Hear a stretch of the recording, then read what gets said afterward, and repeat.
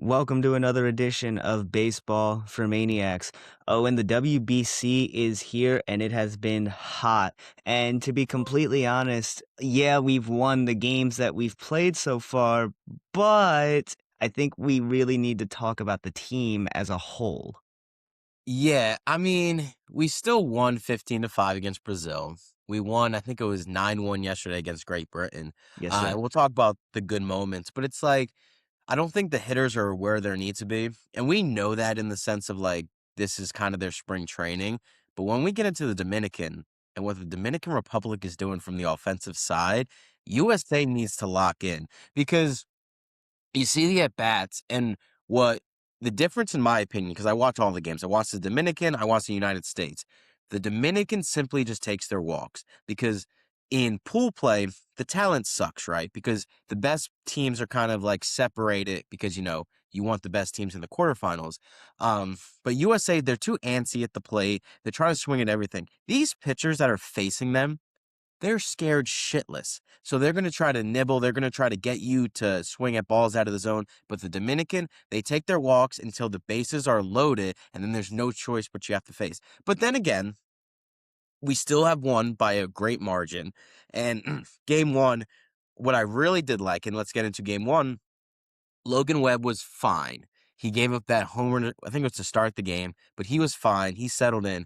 What Aaron Judge did to lead off that game, one, I was pumped the hell up because it's like he's the captain. He's the guy. As he goes, the team goes. And he just 3-0. I said, oh, he's swinging at this shit and sends one to the moon. And then it took a little bit of time for the U.S. to kind of tack on some runs. But that goes to the point. If they get this out now to where once they get to the quarterfinals, semifinals, and hopefully the finals, they need to be hitting because the pitching, I think, is good, but the pitching is going to be facing lineups like the Dominican. They are really good. But I like what they did in game one. Give me your thoughts on the first game on, I think it was what, Friday night? Yeah, so when Judge came up and hit that nuke, it was obviously a little bittersweet for me because this is America, damn it, but he's also a Yankee. Yeah. Uh, so I have to put that to the side for right now and just understand that Aaron Judge is Captain America. But he uh he got that started and I knew once that happened we weren't gonna look back. Was I surprised to see Manny Ramirez's son take Logan Webb deep in the first at bat of the game for Brazil?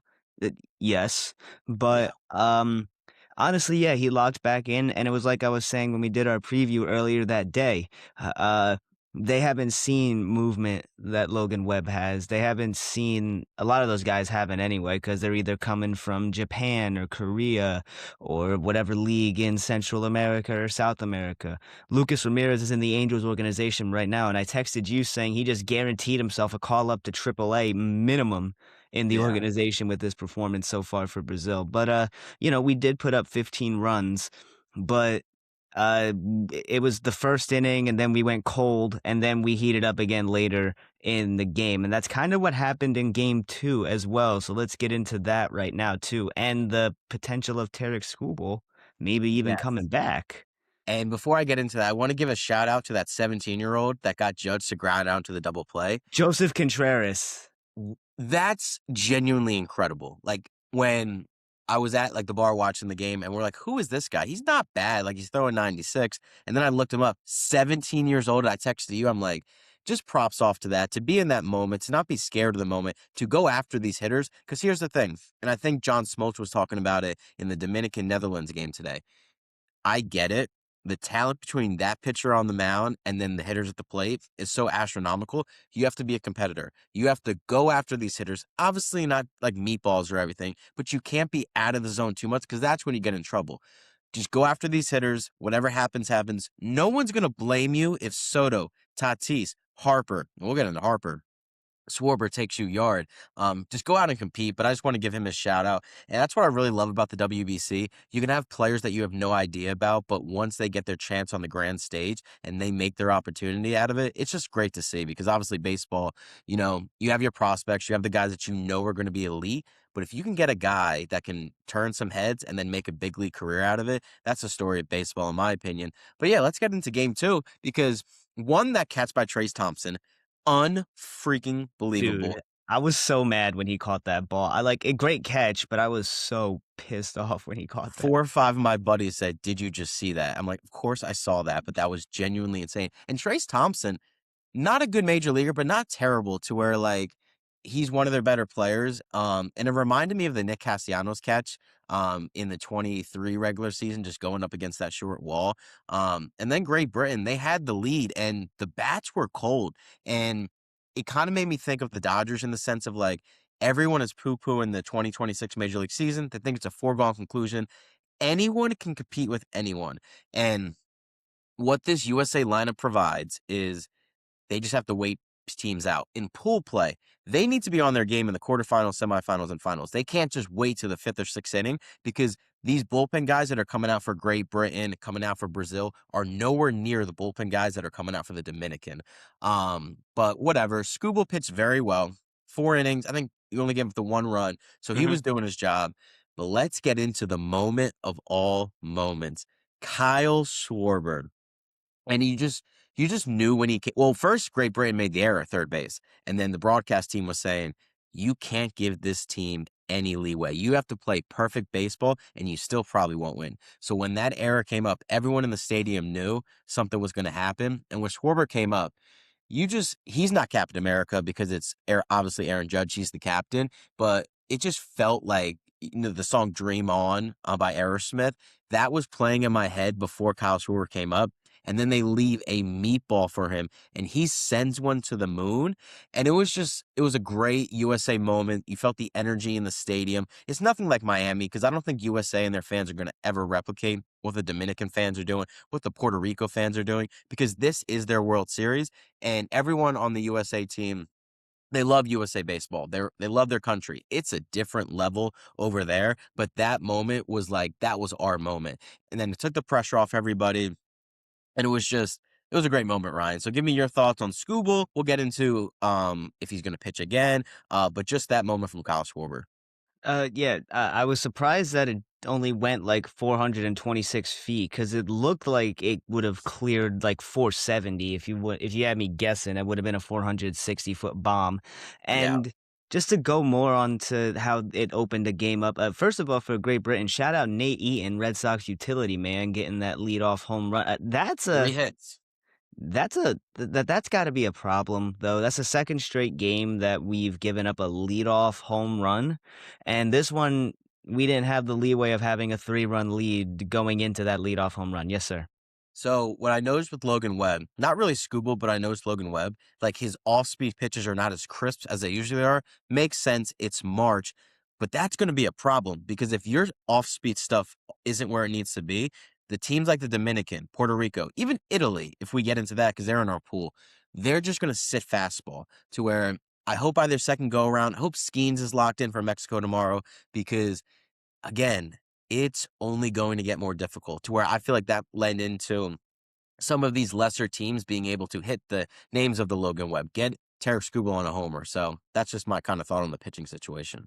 Yeah, and then overall, I don't know how you take Gunnar Henderson out of the lineup after the performance that he had this game here.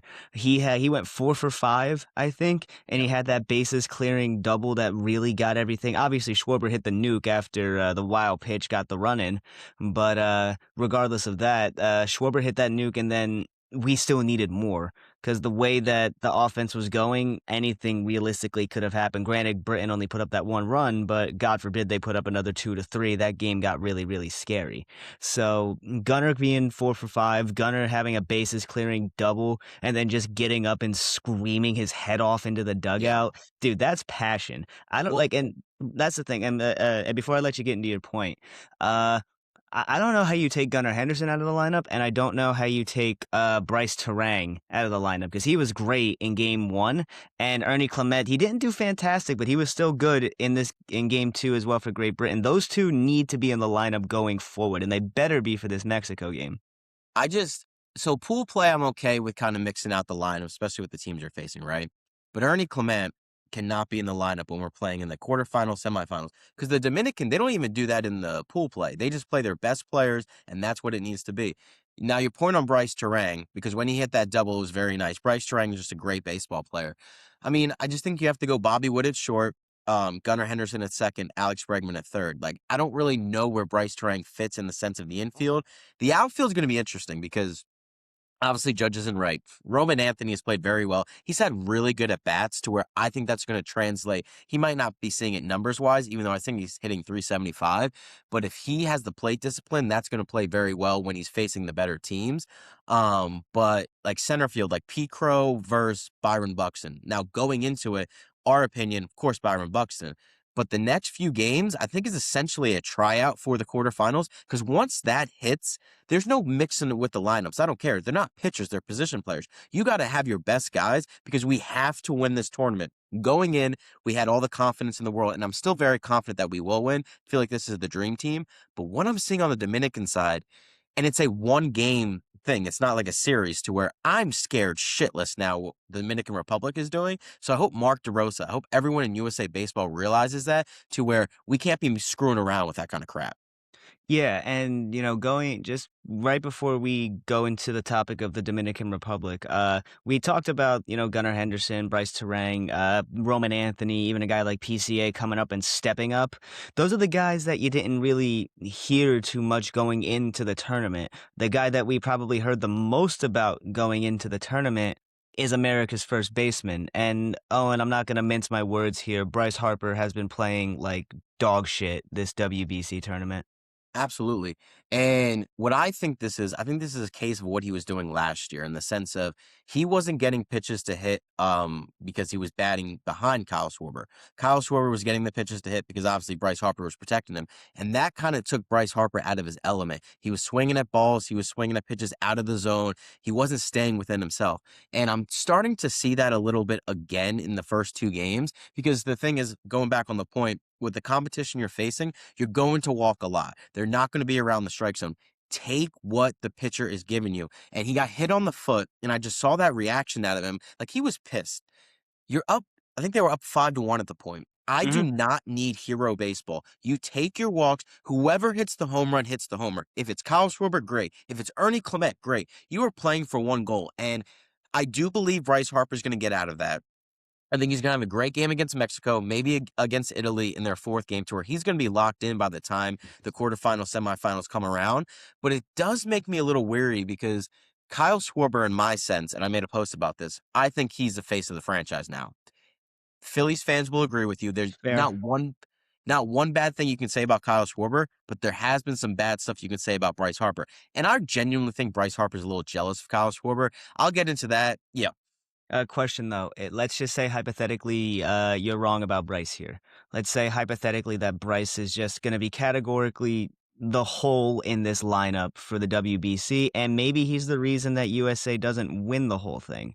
At what point does it worry you as a Phillies fan, and at what point do you start thinking that maybe Bryce Harper is entering his washed era? So I don't think Bryce Harper will ever theoretically be washed. I think he will be more of a good player in the sense of I think Bryce Harper has the bat to ball skills to where once he realizes, okay, the power's not there anymore, he can transition into more of a contact hitter, to where he's not trying to swing for the fences. He takes his walks and then he could be like a 310 hitter. Maybe the OPS drops down to like 790, 800. So I'm not worried about that in the sense. I would be in the sense of a championship team because it's like as Bryce Harper goes, the Phillies go. So I'd have to see it to believe it because even though Bryce Harper had a quote unquote down year, not elite, he still posted an 844 OPS, a 3.6, 3.7 WAR.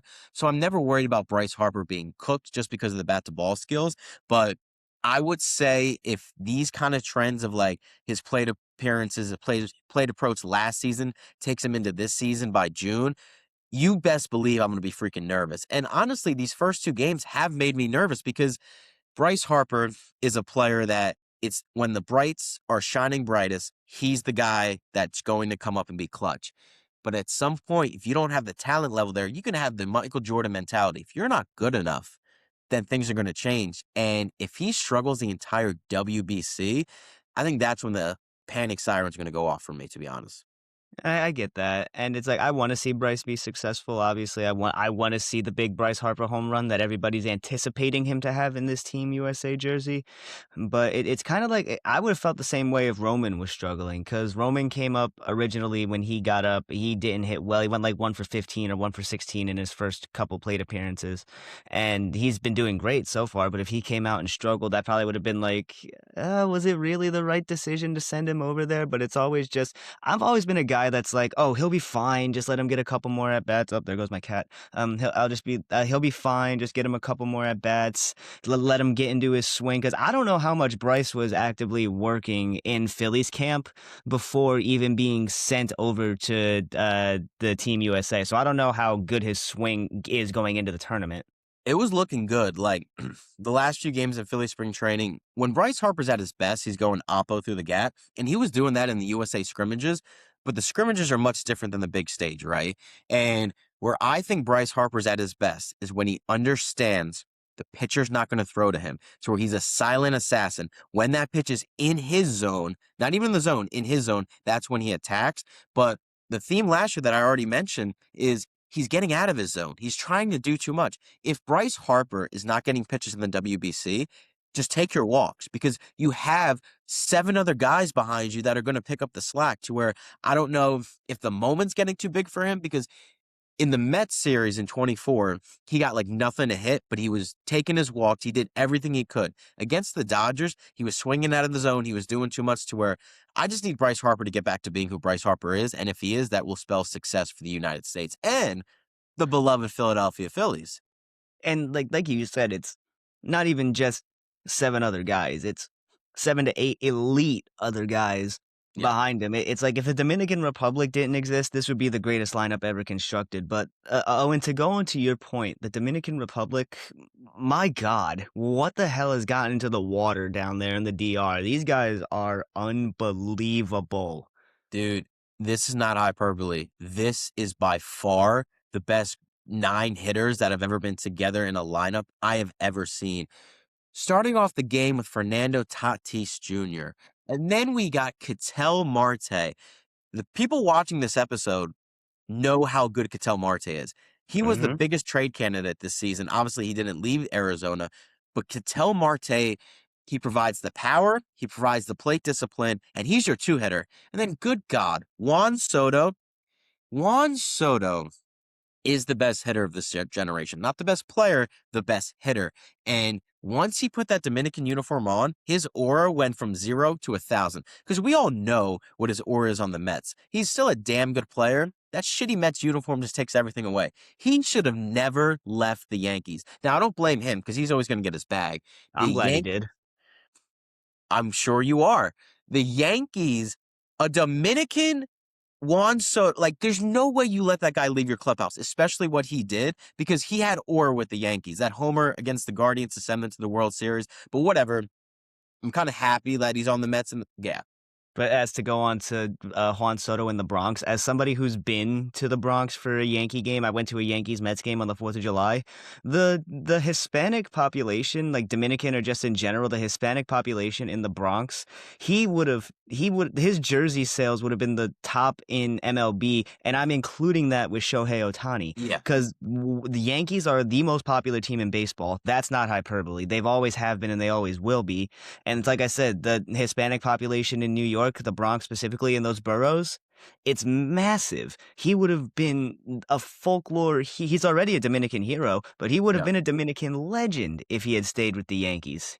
Yeah, and it just shows you how much he cares about his country. Like, what we're seeing on the Dominican, this is baseball at its absolute peak. I saw some freaking losers on Twitter like commenting about like the celebrations, how it's too much.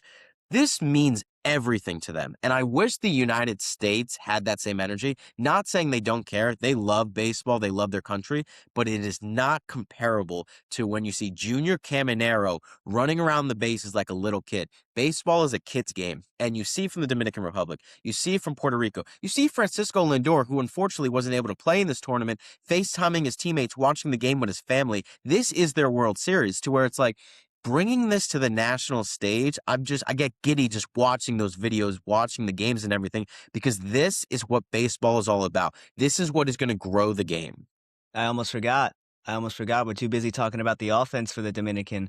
We didn't need to talk about the back-to-back Gold Glove web gem plays that old man Manny Machado made, looking like Baltimore Manny again. Dude, that was just poetry in exact motion. And Machado, like, you see these guys, you see them talking in their native language, because obviously it's their first language, right? And it's Right. like this brotherhood in the Dominican, it's unmatched to where it's scaring me because I think I don't know how the pool play like set up, like if it's like the top from one pool plays the other one. I don't know how it's gonna go. But I think if I'm not mistaken, the USA and the Dominican are lined up for the semifinals. And that's gonna be Paul Skeens. If Paul, there's no one I'd rather have, even Tarek Skubal. I think Paul Skeens is more ready now. I think I he agree. cares about the moment more. And we'll get into Tarek Skubal because obviously he cares about the moment because he might start another game. But I need him locked in. But what's really going to be determining in that game is the offense. I don't need 15 runs against Brazil. I don't need the 9 runs against Great Britain with their plate approaches. I need everyone in that lineup to lock in because the Dominican's going to be locked in and they're going to relish the opportunity to take baseball away from the United States in the sense of this WBC Classic. Yeah, I honestly couldn't have said that one better myself. I do think that we still hold a clear edge pitching. Like, I don't think it's even close. There's no nation in the world that has the pitching that we do, and that includes Japan with Otani. If he's not even pitching, is he? I don't think he is, but I think there's a chance they could say screw it and they're going to send him out of the bullpen. And here's the thing about Otani. I think he's the greatest player of all time already. I'm not too worried about him on the mound. I'm I'm not. really not. Like we handled him very well in game 1 of the division series. If he was going to pitch game 5, good God, would we have lit his ass up. So I'm not worried about him. Yamamoto, on the other hand, I'm he always worried about Yoshinobu Yamamoto. he scares the living hell out of me. And then Dominican, like I don't know if Christopher Sanchez is going another game. If Christopher Sanchez starts that semifinal game, you're gonna see why Phillies fans love Christopher Sanchez. He struggled against Nicaragua, but Austin Wells dropped third strike. Austin Wells sucks, even though he hit a homer today. So that kind of messed up his rhythm. Christopher Sanchez can shut down this USA lineup. Now, granted, I don't know if he's pitching again. And it's funny because it's like the point of like, do you want your Phillies starting pitchers going like that because they are on your team? I want to face the Dominicans best. I want to toe the rubber against Christopher Sanchez, Paul Skeens. I want Harper in the box against Christopher Sanchez. I want him to see if his money where his mouth is in the sense of like a mano, that's your brother, that's not your brother in that moment. Are you still the Bryce Harper? We're gonna have to wait and see. It kind of reminds me of like a Trout and Otani type thing. Oh But yeah. But even with that said, we haven't even played the best in our pool play just yet. And Owen, I'm not talking about the Mexicans. These Nope. Italian guys have been out of this world so far. Led by yours truly, Dante Nori. For some of you guys who don't know who Dante Nori is, he was the Phillies' first round draft pick in 2024. And when he was drafted, he was signed for like less value for his pool to where he was more looked at as a second or third rounder. The ceiling is not that high on Dante Nori, but the floor is very high in the sense of he plays the game the right way. He runs the bases well. He plays a phenomenal center field, and his bat, like he made his swing change to where Jack Fritz mentioned this, kind of looks like Cody Bellinger. Like it's very short to the ball, and he hit 2 homers yesterday. I think he has a 2,000 OPS to where Italy, I think like tomorrow's game means a lot in the sense, right? Because we're playing Mexico. We haven't beaten Mexico in the WBC ever. They're 3-0 against us. Italy's 2-0. I think Mexico's playing tonight, so that might like if Mexico's 2-0, if They're Italy's playing 2-0, Canada, I believe. oh, they should be Canada. So then that goes back to my point. If everyone's 2-0, right? And Oh we no, they're lose playing Brazil. It's 5-0 Brazil. Oh no, 5 nothing I'm sorry. I'm sorry. 5-0 Mexico. Panama Oh, is playing Canada. Excuse me. Wrong pool. gotcha. So then that means theoretically everyone's going to be 2-0 after tomorrow. I think, well, let me check. Is Italy 3-0? I got it pulled up. I think they No. are. Yeah, they won. Yeah, 7-4 over Britain today this morning. So we can't lose to Mexico because only 2 teams make the pool in the sense of like tomorrow's going to be a huge game because then it's a winner take all against Italy. Now, granted, if we lose to Italy in a winner-take-all game, everyone should just take their citizenship card and just hand it in because that's ridiculous. But it just shows you, like, even though the disparity of talent between the Dominican, United States, even Puerto Rico at their best between these other teams is so far, but there's a lot of good players in this tournament to where I can just imagine a young kid like Dante Nori. He doesn't care who he's facing. He's going to be a big leaguer, but he's been in this moment his entire life to where he's going to relish the opportunity. Vinny Pasquantino is going to relish this opportunity, and chemistry matters. Not saying the United States doesn't have chemistry, but I don't think, and you've been on like teams that aren't that good, like when you're playing baseball, but you're playing well at the right time. That brotherhood is different than a team that's expected to win. To where all I'm going to say is they better beat Mexico tomorrow night. They better not screw around. They better not think they're bigger than the moment. And I don't think they will because I think this team is more locked in than they ever have been. Yeah, and honestly, I am in the sense worried about a team like Mexico because obviously, because history is important, Yeah. and it's like we've had better teams than Mexico in the past, and yet they've still found a way to get the wins over us. There's a reason they're undefeated. They take this game very seriously. That's like a North American battle right there. That's as if they were playing Canada or as if we were playing Canada. It's like bragging rights for the continent at that point. But Yeah. nevertheless. And I'm not counting out Japan either. They've looked pretty good. Masataka Yoshida has been mashing the baseball in that Japanese uniform, hoping that translates over to the Red Sox when the regular season starts. But again, this is not a Red Sox video. This is a WBC video. Yeah. Um, Either way, I couldn't have said it better than you. We need to tighten up, and we need to tighten up in a big way. I like the big wins. I don't like the explosions in the mid innings. When I it's want happening. Exactly. I want consistency throughout the entire game. When Judge hit the homer in game 1, I'm immediately like, "All right, here comes another one," because I thought that was gonna be the open door that's just gonna be bink, bink, bink, bink, bink, and it was just gonna Yeah. be a home run derby at that point. But that just shows baseball, though. Like, you have to be ready and you have to be locked in because Lucas Ramirez, hit a home run off of a guy who's had 200 innings for the past, like, 2, 3 seasons and a guy who's a perennial Cy Young candidate in the NL for the past, what, 3, 4 years now Logan Yep. Webb's been that good? Well, that just shows why baseball is the greatest game to where it's like, going back on the regular season point, why everyone's like so afraid of the Dodgers, we've seen this before. We've seen it with the Yankees to where it's like they lost to the Marlins, man. They lost to the Angels the year before to where it's like anything can happen in baseball to where if teams like Great Britain, granted only for 4 or 5 innings, are competing with the United States of America, the Phillies can compete with the Dodgers. The Yankees can compete with the Dodgers. The Blue Jays, the Red Sox, hell, the Padres, man. Like maybe they compete with them to where it's like Pittsburgh Pirates? if they had their pitching lined up. Genuinely, like I actually believe that. To where it just shows how great this game is. And before we end this episode, a very interesting like article, not an article, just like news came out yesterday about Tarek Skubal, to where Ken Rosenthal was interviewing him. I think it was after he already left the game, and he was just doing his stuff like, "Is this your last start?" And we thought he would just be like, "Yeah, this is the plan." He was like, he told us what he felt on that mound is going to make him rethink his decision. So he's currently talking to Boris. He's talking to the Detroit Tigers about possibly making another start. And he said this will be the hardest decision he has ever made. And I've seen some comments about fans saying it's not a hard decision. It's either pitching in spring training or pitching for the United States. That is so ignorant to say.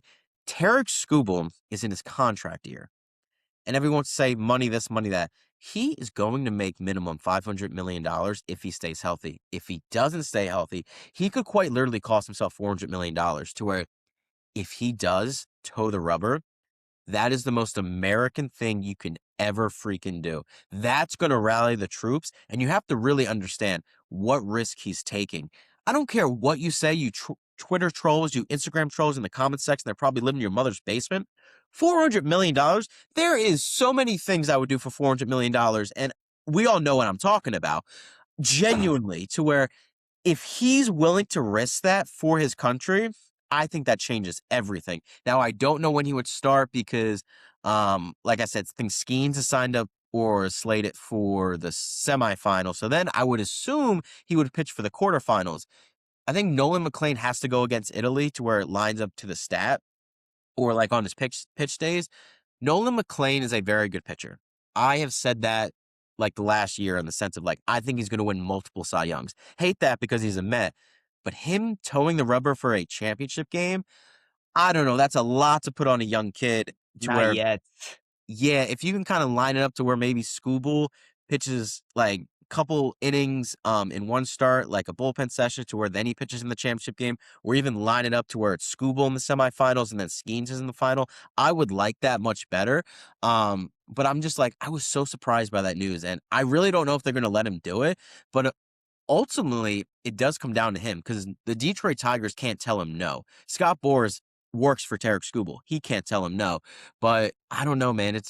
It fires me up, but it's like it also, if he doesn't end up pitching, it's like I wish the report never come out because then it's kind of letting down the team in the sense of like, oh, we're getting Skubal for another start. Nah, no, we're not. So that's just a very interesting topic. And give me your thoughts on the whole Tarek Skubal situation. It'd be bittersweet if he didn't, but again, I totally understand if Yeah. he doesn't. Like I love getting this excitement of maybe seeing Tarek Skubal in a Team USA jersey again one more time this WBC. However, when you put all of it into perspective, you and I will never see $400 million collectively in our lifetime. Well, Uh, maybe. maybe it depends on how good this goes, but either way, realistically, a good majority of Americans or a good majority of people are never going to see $400 million in their lifetime. And it's like you said, the amount of things that not only you would do, that I would do, and you know exactly what I'm talking about for $400 million are astronomical, all over it. And it's just like, but it just yeah. If All I over see it. Scooble, But you're anyway. right, man. You're right. Anyway, if I see Tarek Skubal on the rubber yet again, I am going to lose my mind. If it's for Team USA, I am going to be the biggest patriot. Courtesy of the red, white, and blue will be the theme song of America, of Team USA going forward, because all I could think about if Tarek Skubal starts when it's a contract year and he could really blow out his elbow, all I'm going to hear in my head is, because we'll put a boot in your ass. It's the American way. And Tarek Skubal, you're an American patriot regardless for even considering the idea of towing the rubber when you're expected to make $500 million. I have nothing but respect for you for even taking up that consideration. I understand if you don't, but from this fan's perspective and from that fan's perspective, I know I'm speaking for the both of us. Please, please, please, please give Team USA that kick in the ass to get us past these good teams and get us back on top of baseball, because I'm sick of these Japanese guys saying they're better. Yeah. Well, they're not. Like, they just simply have, like, their star level players might be better. I think the only team that's comparable in the sense of quantity is that Dominican Republic team. And I just cannot wait for the scene at Lone Depot Park in Miami when it's the Dominican Republic versus the United States. United States fans need to show up because I know the Dominican fans are going to show up to where it better be a 50-50 split. And Carlos Mendoza mentioned that in the sense of he doesn't think MLB playoff games will ever get to the height of a WBC game. And he made a really good point. It's because in the WBC games, let's Puerto Rico versus the Dominican Republic, Puerto Rico versus Venezuela, it's 50-50 in the fans. So there's always someone cheering because something good happens for either side. In playoff games, it's like 99% the home crowd is rooting for the home team, obviously. So when they're not playing well, it can get quiet. I've been in Red October when we're losing games. You can hear a pin drop to where that's going to be so good for the game of baseball. And I know, like you said, the billionaire owners don't give a shit. They should, but this just shows there cannot be a lockout for the 2027 season when baseball is absolutely at this height. No one in the NBA, the NFL are touching the levels of a WBC tournament. When you see the energy, Junior Caminero running around the bases, Juan Soto, Vladdy going like this, you don't see that in other sports. The NBA is basically dying, and everyone knows it's dying, to where baseball has a real chance for America to take that number 2 spot. It's never taking football. Cool, we get that. Idiots love football. I like football, but they love it to a whole nother degree. I think baseball is a thinking man's game. But we finally have an opportunity to be number 2. And if the owners and even if the players, because I'm going to throw this back on the players, because they also have to kind of come together as well and agree with the owners, it will be the biggest failure and it could take us from the top and put us back to where we were in the mid 90s. Granted, we weren't here, but we know what happened. The baseball needed to be saved by steroids. That's not happening anymore. We saw our beloved Johan Rojas, who is in the appeal process, so that does not mean he's guilty. Just shows you what the damage it could do for this game. You could either go one or two ways. You can excel the game or you could crush it. We'll see what they do, but United States plays Mexico tomorrow. Going to be a very big game. Going to be very exciting. But that'll do it for me. You have any other points, Ryan? Outside of what I've said already, let's get it USA. We got Skeens on the mound tomorrow. I'm excited to see what this lineup's going to look like, seeing what the mix-ups are going to be. Let's see if PCA is going to get more consistent run in center field. Are they going to put Bobby Witt at short and Gunnar at second? Is Gunnar going to go to third? And is Bregman going to take a seat because Terang may just be that much hotter than Alice Bregman? But I'm beyond excited. I literally got a Fubo TV subscription just so I could watch WBC baseball. I have a window ready to go whenever we get out of here because right now Brazil's playing Mexico and Panama is playing Canada. So I'm probably gonna flip on that Canadian game just so I could laugh at Canadians be bad at baseball. So. It's going to be, if we match up against them, it's just going to be fun to beat them again. yeah. We already beat them at their sport. It's going to be even better to beat them at our sport, too. But before I start getting into a rant about how much I hate Canadians, that's going to do it for this edition of Baseball for Maniacs. Leave a like if you enjoyed this episode. Subscribe if you haven't already. Are we too high on Team USA? Are we not high enough? What are your takes on Bryce Harper's swing so far? What lineup changes would you make for the WBC? How do you feel about Tarek Skubal? And how many turds are in your pants knowing that we're probably going to have to face a Dominican Republic? But A lot. a lot is the right answer. But Yeah. Owen, you go enjoy some more WBC. We'll be back with another video shortly. You'll probably have one out tomorrow as well. And I'll catch you on the next one. Let's go Team USA, baby. Later, brother.